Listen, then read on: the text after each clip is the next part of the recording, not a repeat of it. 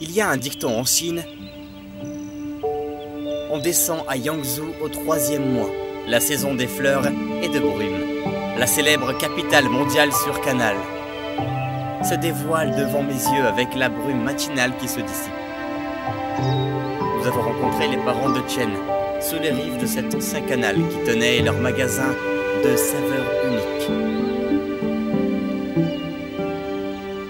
Le père de Chen tient un restaurant style Huaiyang à Yangzhou, qui a l'ambition pour sublimer et élever les saveurs familiales. Sa mère tient une parfumerie centenaire dans la rue Dongguan. Les canaux apportent non seulement la prospérité à la culture économique, mais nourrissent également la vie urbaine ordinaire depuis l'histoire. Une journée à Yangzhou commence par le salon de thé du matin au bord du canal. Toutes sortes de pâtisseries exquises occupent la place centrale du thé du matin. La forme des farces et des pâtes est en constante évolution et innovation. Ces brioches vapeur semblent ordinaires, mais leurs farces sont d'une variété impressionnante. Après le thé du matin, nous avons pris un thé et bavardé au bord du canal. J'ai été très intéressé par la saveur unique tenue par les Chen. Pourquoi même un simple thé du matin est-il si délicat à Yangzhou? Le père de Chen m'a suggéré de trouver la réponse par moi-même en longeant le canal. Nous avons ainsi suivi ses conseils et avons commencé à suivre une riche journée à Yangzhou. Au temple d'Aming, nous venons demander des bénédictions à nos familles, accompagnés des éclats de feux d'artifice et du son des cloches au bord du canal. Nous avons fait un tour de bateau traditionnel vers le pittoresque petit lac de l'ouest, Shuxihu, qui fait partie aussi du réseau d'eau de canal. L'eau nous a conduits jusqu'au jardin Geiwan, où le canal coulait directement dans les jardins anciens privés, un symbole de la richesse convergente et de leur élégance. Nous sommes arrivés à la rue Dongguan, la ville antique du canal, pour essayer le célèbre plat de Yangzhou, mentionné par le père de Chen, les oies d'eau salée.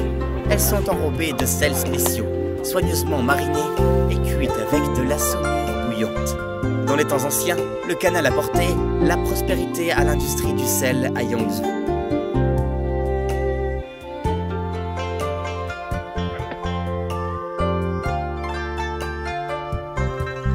Dans cette rue, nous avons aussi essayé l'impression par gravure, l'instrument Guqin et le papier découpé.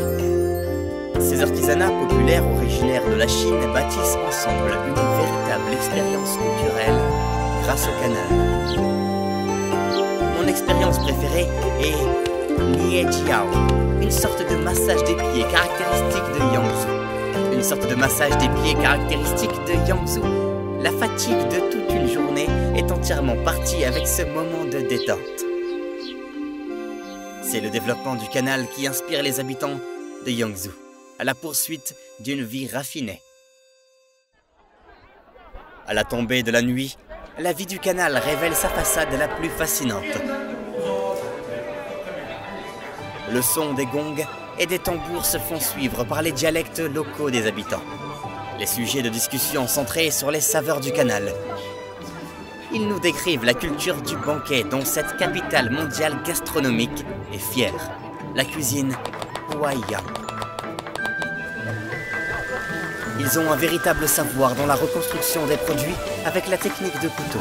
Sculpter du tofu en fleurs dans une soupe qui se désolidariserait au toucher. Sans parler du parfum de la viande mi-grasse qui constitue la farce de boulettes, tête de lion, shizuku. Une cuisson de précision ferme toute la saveur des produits en un instant. La cuisine Huaiyang remodèle la saveur des ingrédients et illumine la vie quotidienne avec son esthétique exquise. C'est comme le processus du mélange de cultures et de la création de ces traditions autour du canal. C'est étonnant que tous ces plats exquis proviennent de la sagesse des familles ordinaires dans ces villes d'eau folkloriques. Ils ont leurs racines dans les repas de milliers de familles. Cependant, c'est un simple riz sauté de Yangzhou de son père qu'Etienne attend le plus. Et juste avec l'assaisonnement le plus simple, ils peuvent être transformés en un repas délicieux et riche, avec chacun des grains de riz qui se fait ressentir. Un riz sauté ordinaire, c'est là où est conservée toute une nostalgie familiale chez la famille. Et il se trouve au banquet des milliers d'autres familles. Le dîner de famille m'a fait me sentir chez moi. J'ai enfin compris la saveur par les Chen. C'est la mémoire d'une petite famille qui se transpose en celui d'un collectif des milliers de familles. Le manque des familles est présent dans la complexité des plats. La satisfaction des palettes est d'autant plus réconfortante en réunion de famille, dans les milliers de foyers qu'habite cette âme de saveur de longue date. La famille de Chen incorpore la saveur de maison dont l'innovation de la cuisine Huaiyang. Cette ville de canal est si magnifique justement pour chaque famille ordinaire qui y habite. La saveur du canal continue à se propager à tout le pays et à ses milliers de foyers.